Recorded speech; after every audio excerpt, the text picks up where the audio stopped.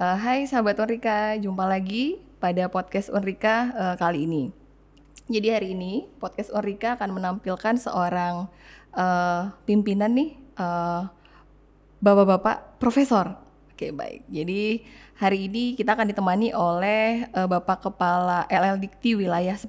Jadi podcast kita pagi hari ini bertema Kepala LL Dikti Wilayah 10 menyapa untuk wilayah Riau dan sekitarnya, gitu ya teman-teman sekalian, wilayah Riau dan Kepulauan Riau.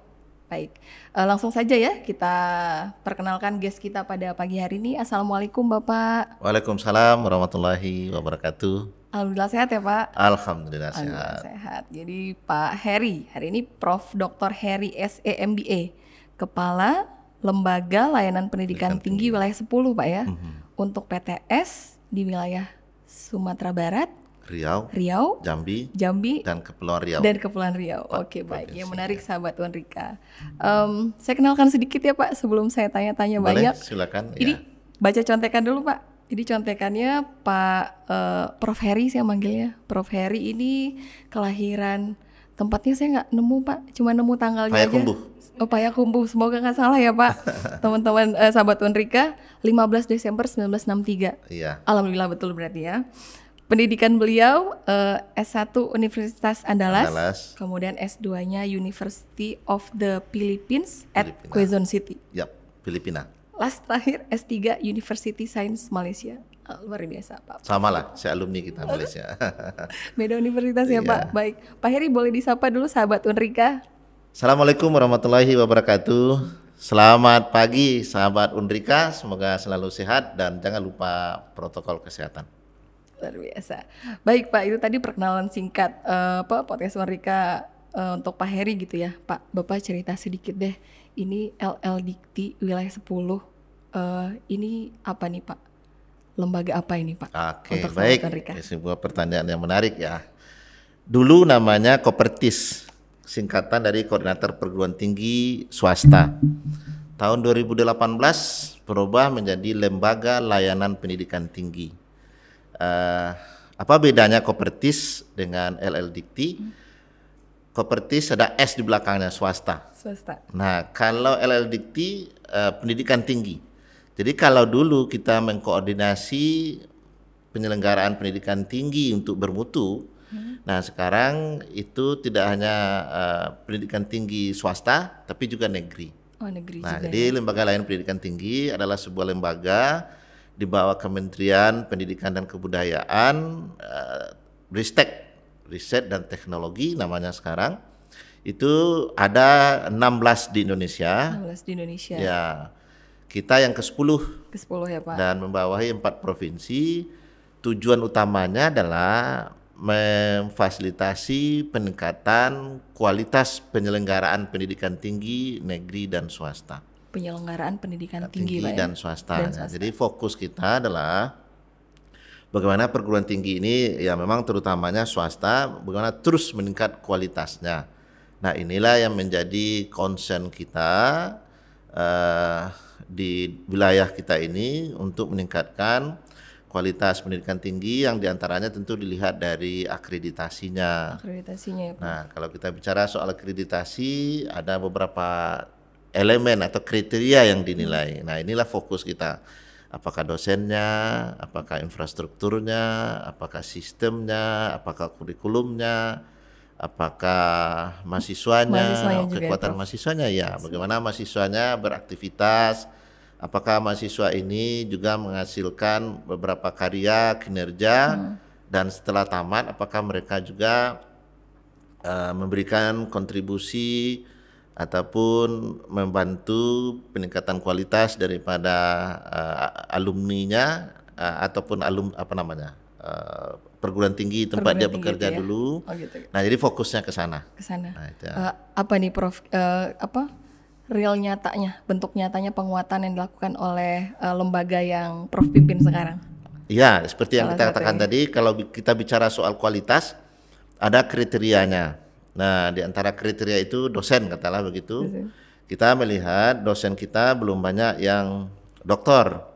Nah, kenapa perlu dosen ini meningkat kualifikasi pendidikannya. Betul. Nah, karena dengan meningkatnya kualifikasi pendidikan, tentu cara mengajarnya lebih baik, pengalamannya lebih baik, karyanya lebih baik, yang nanti mungkin bisa ditransfer ke mahasiswanya.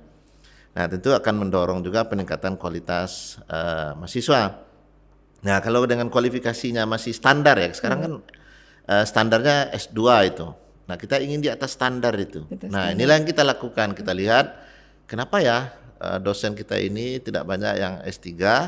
Nah, diantaranya ada masalah bahasa Inggrisnya, ada persoalan beasiswanya, ada persoalan terlalu jauh, terutama untuk ibu-ibu. Nah, ini menjadi persoalan keluarga. Ini saya harus sampaikan bahwa dosen kita itu lebih kurang 60% perempuan. Perempuan 60% ya. Nih untuk LL-Dikti wilayah 10 atau seluruhnya? Secara umum di LL-Dikti 10. Nah, kalau untuk kesehatan itu lebih lagi, sekitar 80-90%. Nah, jadi memang perempuan ini keluarga, karir itu perlu diperhatikan. Walaupun laki-laki juga harus seperti itu, tapi faktanya memang perempuan memang harus memperhatikan dua-duanya, walaupun keluarga lebih penting juga. Nah, jadi kami untuk bahasa Inggris kita lakukan pendidikan bahasa Inggris misalnya. Berapa tahun yang lalu kita training dosen-dosen kita untuk les bahasa Inggris, meningkatkan TOEFL sehingga memenuhi persyaratan untuk bisa melanjutkan. Kemudian juga untuk mahasiswa kita. Nah, ini dia, mahasiswa kita itu kita inginkan mahasiswa kita itu tidak hanya menjadi pencari kerja, tetapi adalah juga orang yang menciptakan kerja itu. Menciptakan lapangan kerja ya. Menciptakan lapangan kerja artinya mereka itu menjadi entrepreneurs, menjadi pengusaha. Nah, inilah kita setiap tahun melaksanakan apa yang disebut dengan Entrepreneurship Award. Oh iya, senada dengan penyampaian Prof tadi ya. Nah, betul ya. Jadi setiap tahun kita memberi apresiasi kepada mahasiswa kita yang memiliki rencana bisnis, kemudian yang telah menjalankan bisnis. Kita nilai itu, yang menilainya adalah praktisi, yang menilainya juga adalah perbankan, yang menilainya juga adalah akademisi. Nah, kita beri dia kesempatan untuk memasukkan proposal, kita nilai secara bersama, dan kemudian kita lakukan malam anugerahnya. Entrepreneurship Award yang sekarang yang kelima ini. Ini yang kelima di mana, Prof? Di Padang. Oh, di Padang. Di Padang. Ini yang ketiga kalau nggak salah dulu. Yang ketiga. Yang pertama di Padang, yang kedua di Riau, yang ketiga di Batam ini. Oh, yang ketiga waktu ya, Prof ya. Dan ini juga ingin saya sampaikan bahwa untuk yang pertama dulu juaranya orang Batam ini, orang Kepri. Oh iya, Prof. Nah, jadi mudah-mudahan ke depan kan menjadi lebih banyak orang-orang yang ikut, mahasiswa yang ikut. Nah, ini satu hal yang kita dorong mahasiswa untuk menjadi entrepreneurs. Di samping hal-hal lainnya, kita juga melakukan coaching pembuatan proposal, dan tahun ini rencana kita untuk meningkatkan kemampuan jurnalistik daripada mahasiswa. Oh, itu 2 program besar untuk mahasiswa gitu. Untuk mahasiswa insya Allah mudah-mudahan, dan hal-hal lain yang kita lakukan untuk mahasiswa. Nah, secara tidak langsung juga kita mendorong dosen untuk melaksanakan penelitian, pengabdian masyarakat, dan kegiatan-kegiatan lainnya itu melibatkan mahasiswa. Melibatkan mahasiswa. Karena memang beda pendidikan tinggi dengan organisasi lain itu ada mahasiswa. Nah, kita mahasiswa inilah yang membedakan. Orang lain tidak ada, mahasiswa kita mahasiswa. Jadi mahasiswa ini perlu diberi ruang, diberi kesempatan untuk bisa mengasah dirinya ataupun membina diri selama masa kuliah.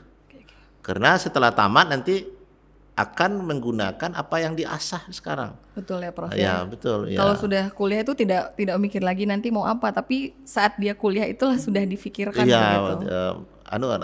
Ini keterampilan yang digunakan waktu kerja itu umumnya itu dibentuk pada saat aktif menjadi kuliah. Menjadi mahasiswa. Nah, jadi ini mungkin nasihat kita juga kepada kawan-kawan ini, jangan hanya pulang kuliah pulang, tapi perlu juga terlibat. Seperti sekarang ini kan ini bagian daripada latihan bagi mahasiswa, latihan untuk berkomunikasi, latihan menggunakan peralatan, dan latihan untuk menjalin network. Nah, pada saat selesai kuliah, nah di tempat kerja, karena kita sudah terbiasa pada saat kuliah bersosialisasi dengan orang lain, berargumentasi dengan orang lain, bekerja sama dengan orang lain. Nah, itu akan sangat bermanfaat pada saat kerja. Lebih mandiri gitu, Prof. Betul, ya. ya. Nah, jadi ada catatan, orang yang aktif pada masa kuliah, karirnya lebih cepat naik pada saat di organisasi.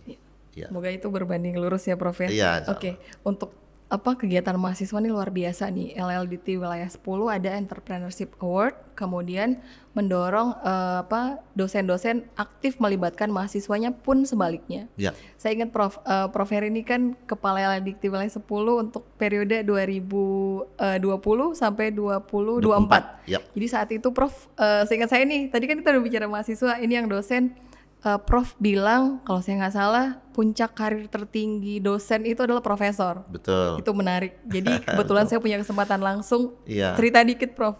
Ya. Apa ini filosofinya? Ya, karena karir itu maksudnya begini. Kalau kita melakukan sesuatu perlu ada cita-cita ke depan, ada visinya ke depan. Kalau di tentara misalnya atau di ABRI itu menjadi jenderal. Nah, kalau menjadi dosen, menurut saya itu ujung karirnya, karir tertinggi dari dosen itu adalah profesor. Nah, jadi pada saat kita melangkahkan kaki pertama untuk menjadi dosen, cita-citakan menjadi seorang guru besar. Karena memilih ini dosen sebagai karir. Iya, karir kita ya, kita berkarir. Nah, karir itu bukan yang lain-lainnya. Jadi karir kita itu adalah menjadi seorang guru besar. Nah, saya lihat di Unrika ini ada beberapa orang dosen yang akan menjadi guru besar dan sekarang ada satu, Prof. Ada satu dalam proses ya. Sri Kandi Unrika, Prof. Ibu Sri Langgeng ya. Mudah-mudahan sedikit lagi dan disusul oleh yang kawan-kawan lain. Saya dengar sudah ada 27 orang ya menjadi doktor. Iya, nah, betul, mudah-mudahan ini menurut rasa termasuk ibu dokter yang di harapan saya ini sekarang mudah-mudahan untuk jadi profesor sekarang dari doktor itu 3 tahun. 3 tahun ya, Prof. Ya. Nanti ini bincang di belakang layar nih, Prof, sama Prof. Baik, Prof. Ini sekarang ada yang menarik, Prof. Kampus Merdeka Belajar. Saya lagi-lagi ingin dengar penyampaian dari ini nih, Kepala LLDT Wilayah 10, Prof Heri. Nah, ini adalah Kampus Belajar. Merdeka Ya. Lebih terkenal untuk kita itu adalah Kampus Merdeka. Kampus Merdeka. Merdeka Belajar lebih kepada di bawah untuk pendidikan menengah ke bawah. Oh iya, baik. Kalau kita lebih kepada Kampus Merdeka. Nah, ini beranjak dari pengamatan daripada kementerian kita bahwa mahasiswa kita itu selama ini umumnya dijejali dengan teori, konsep, metode, ilmu, dan jarang sekali mendapat kesempatan untuk bisa melihat seperti apa pelaksanaan ilmu itu di lapangan. Nah, jadi ibaratnya orang belajar renang, lebih banyak teori-teori renang dijelaskan. Kolam renang luasnya sekian, kemudian gaya dada, gaya kupu-kupu seperti itu. Tapi tidak nyemplung. Tapi tidak nyemplung ke dalam. Nah, hanya dijelaskan seperti itu. Nah, kemudian apalagi dibawa ke lautan lepas. Iya, Prof. Nah, sementara kita akan melewati lautan lepas itu, kita akan mengharungi lautan lepas itu. Nah, tentu banyak anak-anak kita tidak akan selamat. Kalaupun selamat tentu dengan perjuangan yang sangat susah nantinya. Nah, jadi sekarang melihat kondisi yang seperti itu, menteri kita, kebijakan pemerintah kita memberi kesempatan bagi mahasiswa kita untuk menambah pengetahuan ataupun pengalaman tadi itu di luar prodinya, di luar program studinya, dengan harapan mereka memiliki pengalaman-pengalaman yang nanti akan dihadapinya di masa yang akan datang dan sesuai dengan passionnya, sesuai dengan minatnya. Nah, jadi kita ketahui ada 8 kegiatan yang bisa dipilih oleh mahasiswa atau hak mahasiswa untuk memilihnya dalam rangka untuk meningkatkan kompetensi mereka.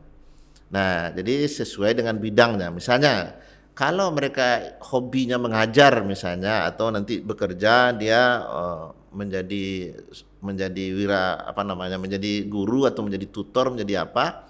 Nah, sekarang diberi kesempatan untuk mengajar di masyarakat. Itu magang gitu ya, Prof? Mengajar ya? Indonesia Mengajar. Nah, itu sudah ada programnya dan dibiayai oleh pemerintah kita. Dan kemudian ada yang hobi wirausaha misalnya, silakan. Kalaupun selama ini sudah dibolehkan juga melaksanakan itu, tetapi tidak diberi kredit. Nah sekarang diberi kredit, diberi SKS. Diberi SKS. Nah jadi ada 3 semester di luar prodi untuk bisa melaksanakan kegiatan-kegiatan yang 8 yang kita katakan tadi. Jadi 1 semester di luar prodi dalam perguruan tinggi itu. Kemudian 2 semester di luar prodi di luar perguruan tinggi. Nah yang kegiatan yang 8 tadi. Jadi misalnya untuk 1 semester di luar prodi dalam perguruan tinggi, misalnya anak manajemen, mereka bisa ngambil akuntansi di prodi akuntansi, atau bisa ngambil di prodi hukum. Nah karena manajemen juga akan berhubungan dengan masalah hukum. Nah yang selama ini mereka hanya terpaku di manajemen saja, tidak ada kesempatan untuk menambah minat atau kemampuan sesuai dengan minat. Saya misalnya orang manajemen, saya dari tahun 1 tahun sampai tamat itu di manajemen saja. Kalaupun kita ingin ambil psikologi misalnya, kita ambil hukum, tidak dibenarkan, karena bukan tidak dibenarkan, belum ada belum ada sistem permainan, aturannya yang mengakomodir itu. Nah sekarang diminta perguruan tinggi untuk menyiapkan hal itu. Kita sebut dulu tuh cross enroll, tapi belum berjalan baik. Nah tapi sekarang benar-benar diakomodir, disiapkan segala macamnya untuk bisa terlaksana ini. Nah kemudian yang di luar prodi, di luar perguruan tinggi, itu ada yang 8 itu. Ada yang magang di perusahaan. Nah ini tadi untuk belajar berenang itu.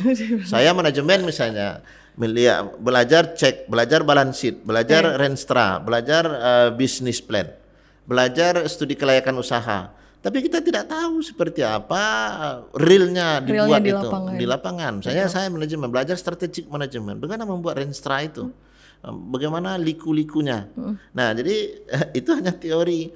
Nah pada saat nanti tamat tanpa ada pendekatan awal seperti sekarang itu, kita hanya lambat kita untuk bisa catch up dengan apa yang ada itu. Tapi dengan kesempatan sekarang kita magang misalnya di perusahaan, nah bisa kita mengetahui hal itu, oh begini prosesnya, oh banyak liku-likunya, ada hal lain yang harus kita perhatikan. Nah itu juga akan memperkaya mahasiswa. Nah pada saat dia masuk ke dalam perusahaan nanti setelah dia tamat, nah mudah-mudahan jalannya akan lancar. Nah itu yang dikatakan berenang di lautan lepas tadi, dia sudah bisa berenang begitu. Nah jadi mohon ini kawan-kawan mahasiswa untuk mendukungnya, terutama tentu perguruan tinggi untuk menyiapkan hak mahasiswa ya. Walaupun kita sadari untuk melaksanakan itu semua perlu ada persiapan-persiapan yang lengkap, yang komplit, yang komprehensif, tetapi agak 1-2 kegiatan itu perlu ada dalam waktu dekat kita sediakan. Misalnya Undrika mana yang lebih cepat bisa kita sediakan untuk mahasiswa, apakah itu exchange student, apakah itu magang, nah dan apa yang lain, atau kewirausahaan. Silakan dipilih ya. Nah itulah Kampus Merdeka, harapannya mahasiswa kita ini tidak hanya kuat di teori, tapi mereka juga paham dengan skill yang berkaitan dengan kerja mereka di masa datang, dan juga budaya kerjanya, nilai-nilai kerja, disiplin kerja, etika kerja. Pada saat mereka terjun nanti, mereka sudah tidak terlalu asing dengan itu. Iya, Bro. Nah, baik-baik. Luar biasa sekali ya program-program tadi. Iya, sahabat Undrika, semoga itu nanti bisa memacu semangat dan semangat juangnya nih para sahabat Undrika maupun mahasiswa yang lagi aktif nih. Nah, kebetulan untuk tahun ini tuh di Undrika ada 1 Prof. Dia dapetnya magang. Kemana? Magang di sekolah deh Prof. Ada 1 orang. Insya Allah besok nih kita mau podcast juga nih. Ada mahasiswa dari Visipol. Dia di sekolah mengajar. Di sekolah mengajar. Ya. Gitu, Prof. Nah sekarang mungkin tambahan sedikit. Pemerintah mengeluarkan dana yang cukup besar untuk membiayai itu. Iya, Prof. Nah beberapa saat yang lalu itu exchange students ke dalam negeri maupun ke luar negeri. Ada ke Amerika, ada ke Amerika yang saya tahu, ataupun ke Jepang ataupun daerah lain yang nanti dibiayai oleh pemerintah. Guna untuk mendorong ini, mendukung ini. Nah termasuk juga antar perguruan tinggi yang ada dalam negeri, tetapi sifatnya kompetitif. Nah jadi itu sekedar mendorong pemerintah, mendorong mahasiswa atau masyarakat untuk bisa mengikuti ini, tetapi kedepannya ini menjadi sebuah compulsory yang harus disediakan oleh perguruan tinggi. Oleh perguruan tinggi ya, baik. Ya sahabat Unrika, itu sudah ada penjelasan langsung nih dari Prof Heri, Kepala LDT Wilayah 10. Baik Prof, kita lanjut sedikit lagi saya tanya nih. Di Kepri itu kan ada banyak perguruan tinggi ya Prof. Kita bicara Kepri aja karena Prof lagi di Kepri nih. Apa harapan LLDT 10 pada perguruan tinggi di Kepri ini khususnya? Ya, begini, perguruan tinggi itu bukanlah menara gading. Dia hidup untuk sendirinya saja, tidak. Perguruan tinggi adalah sebuah lembaga pendidikan tinggi di mana ilmu, teknologi, rekayasa semuanya itu dilahirkan di sana. Jadi untuk apa dia dilahirkan, ilmu dan teknologi itu ataupun rekayasa sosial itu dilahirkan, itu adalah untuk menyelesaikan persoalan masyarakat. Menyelesaikan persoalan yang ada di masyarakat. Ya, jadi dalam hal ini saya minta kepada kawan-kawan di Kepri untuk selalu mengobservasi ataupun memprediksi persoalan-persoalan ataupun fenomena-fenomena yang ada di tengah-tengah masyarakat kita dan bersama-sama kita menyelesaikan itu. Jadi dosen melihat fenomena persoalan masyarakat sesuai dengan kondisi yang ada saat ini di Batam, di Kepri pada umumnya, ataupun kalau bisa Indonesia secara umum, luas, ya, dan itulah yang akan kita teliti dan kita carikan jalan keluarnya. Seperti sekarang misalnya pandemi. Prof. Nah, kawan-kawan UGM misalnya melihat hal itu, dia lahirkan Ginos. Nah, Ginos itu salah satu upaya untuk melahirkan peralatan untuk menyelesaikan persoalan masyarakat. Misalnya, atau misalnya kita punya masker sekarang. Ada nggak masker yang lebih efektif? Nah, saya lihat kawan-kawan punya semacam masker yang letak di sini. Nah, itu katanya dari negara mana itu, katanya itu juga bisa mengantisipasi virus dan hal-hal lain yang bersifat dengan itu, sehingga kehidupan kita menjadi lebih nyaman, kita menjadi lebih efisien, kita menjadi lebih efektif dan lain-lainnya. Misalnya kemacetan atau transportasi, ada macet misalnya, itu juga kawan-kawan dari transportasi bisa melihat itu, mengembangkan alat sedemikian rupa, ataupun kalau ada penyakit menular atau dan lain-lain lah, pokoknya banyak hal yang bisa kita lakukan di sana. Pariwisata misalnya, apa yang harus kita kembangkan di sini supaya Batam menjadi tujuan wisata ataupun investor misalnya. Kenapa orang datang ke daerah lain, kenapa tidak datang ke daerah kita? Apa penyebabnya? Apa yang mendorong orang datang? Nah, dengan hal-hal yang seperti itu, maka keberadaan kita sudah dirasakan oleh masyarakat, dan keberadaan itu akan membuat sustainability dari perguruan tinggi itu menjadi bagus ke depan. Iya betul ya Prof. Jadi perguruan tinggi memang harus dirasakan oleh sekitar gitu Prof ya. Betul ya. Seperti ibu dokter kan bidang komunikasi politik ya. Ini perlu dikomunikasikan mengenai pandemi ini. Berapa banyak hoax sekarang yang beredar. Nah, berapa banyak program pemerintah misalnya kadang-kadang tidak dapat diterima dengan baik oleh masyarakat karena dibelokkan oleh unsur-unsur lain. Nah, bagaimana kita sebagai seorang akademisi meluruskan hal itu? Itu melalui penelitian atau melalui pemikiran kita dalam melihat fenomena yang ada di masyarakat. Poinnya memang bersinergi, kemudian kreativitas gitu ya Prof ya. Menunjang itu semua. Salah satu bentuk komunikasi kita hari ini nih, langsung kita berbincang dengan Kepala LLDT Wilayah 10. Betul, itu penting ya. Jangan mengambil keputusan itu katanya. Nggak tahu jadi sumbernya yang mana ya. Betul luar biasa. Itu masukan untuk PTS, untuk dosen, dan apa nih Prof yang terakhir, harapan untuk mahasiswa yang ada di Kepri Prof? Saya lihat ataupun kita sama tahu bahwa mahasiswa atau generasi muda ini adalah calon pemimpin di masa yang akan datang. Kami yang tua-tua ini tentu akan dipimpin oleh generasi yang ada sekarang. Maka lengkapi dirimu dengan ilmu, dengan skill dan karakter yang baik.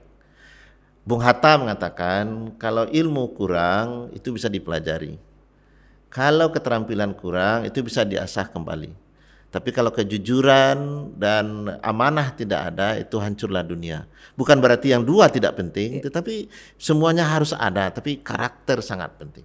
Karakter. Jadi kami akan sangat berbahagia nanti seandainya di masa tua kami dituntun, dipimpin oleh orang-orang yang amanah yang saat ini sedang menempa diri. Iya, Prof. Kami akan sangat sedih kalau kita dipimpin oleh orang-orang yang tidak amanah.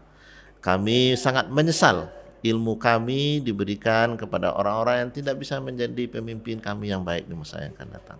Jadi mari menuntut ilmu, mari mengasah skill, terutama juga membentuk karakter. Nah, itulah entrepreneurs yang saya katakan tadi.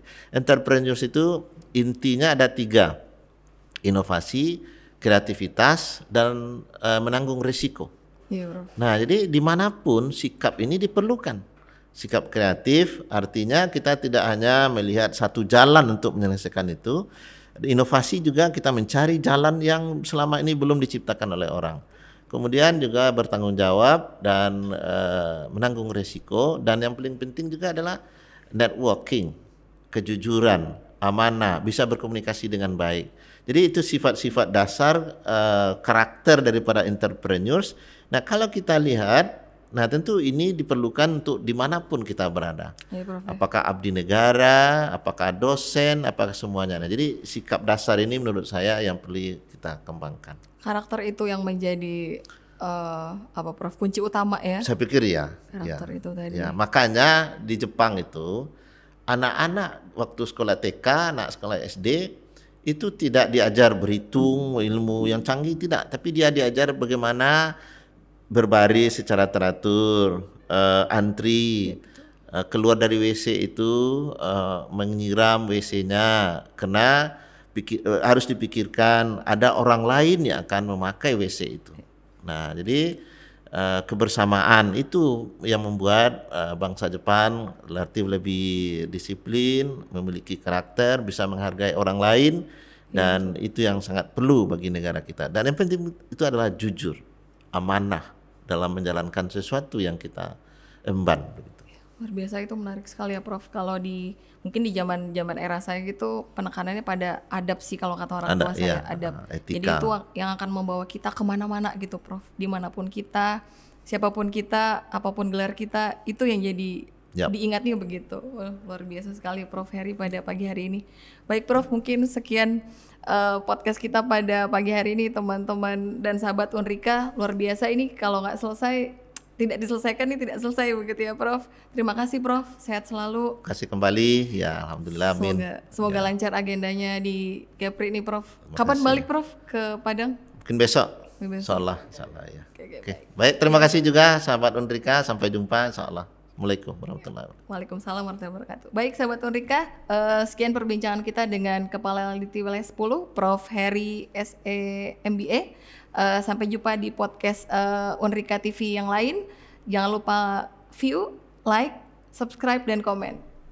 Selamat berjumpa lagi. Assalamualaikum warahmatullahi wabarakatuh. Waalaikumsalam.